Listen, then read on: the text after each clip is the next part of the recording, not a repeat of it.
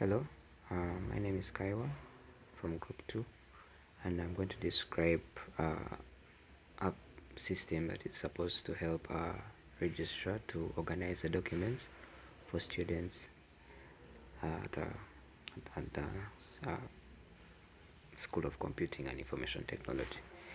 So first we're going to define a structure which is going to contain the student information, which is the name, the date of birth, the registration number, and the program code, as well as their tuition. The others will be all character, like of a data type character, and then the tuition will be a float. So after that, we're going to create a structure. Like we're going to create a variable from the structure, which we're going to name students, and we're going to give it a length of maximum students. And so as we have we're also going to initialize the number of students to 0. So we're going to go through a couple of functions. The first one is a display menu function, and this one is just going to display the options that we can choose at the start of our program. Then we shall have an add student function, and this one is going to check if the number of students first of all is greater or equal to the maximum number of students, and if it is, we're going to print that the maximum number of students has been reached. If it's not, then we're going to add a new student by asking for the information that we require to store the student, like the student name, the date of birth, registration, program code, and the annual tuition. And after that, we're going to put them in the structure. After putting that in the structure, then we should output our student added successfully line. Then we also have another function that is for viewing all students, and this one just loops through the structure of all students and just keeps on printing out every student with their information, the name, date of birth, registration number, program code, and the tuition. And then we have another function which is search by registration, and so just going to search for a student using their registration number. And we're going to first declare a variable regno, which is registration number, basically maximum registration length, so data type character. And yeah, we're going to ask now the user for the registration number they want to search, and then we're going to create a for loop that is going to iterate through all the students in the structure. And then we have a function called strcmp in C, and this one compares two string variables, two string values, and outputs an integer.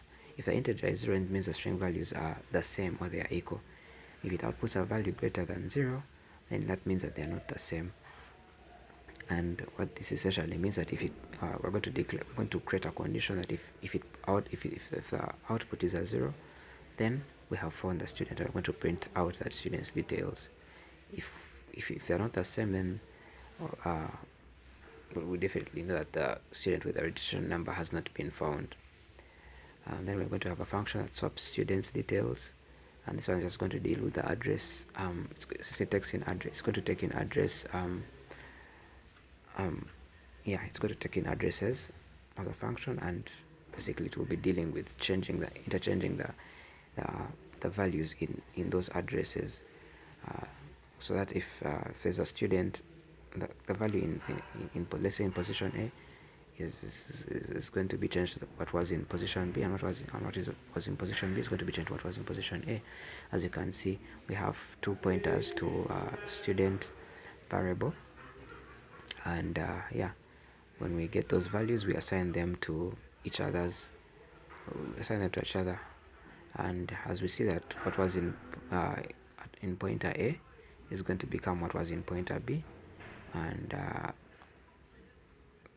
what is in pointer A is now going to become what was in pointer B, and what is in pointer B is going to become what was in pointer A, as you can see from the function.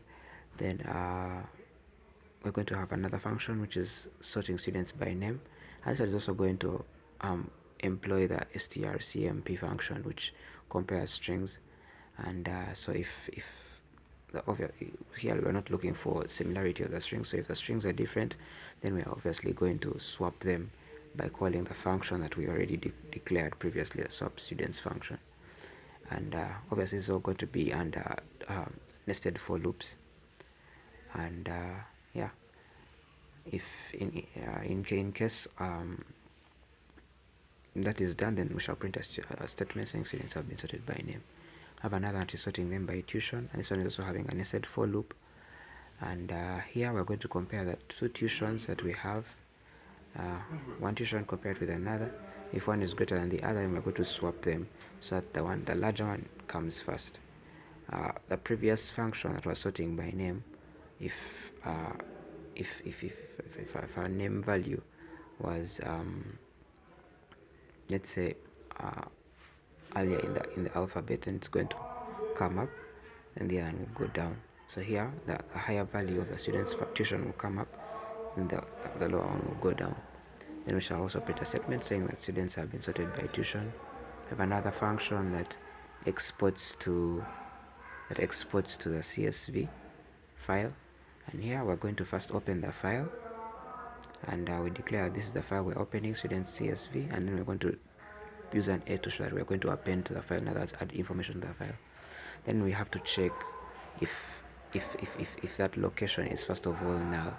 If it is null, then we print that there is an error opening the file. But if it is not null, then we start iterating through the students in the structure, and then we start printing out every student's information into the CSV file.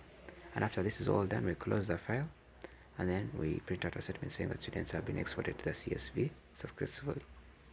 And here we have our main code, and this main code, first of all, it calls a couple of functions, display menu, and it will print out enter your choice, which will take in a value.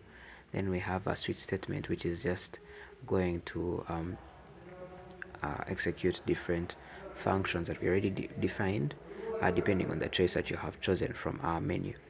And yeah, that's basically the code. And thank you for listening.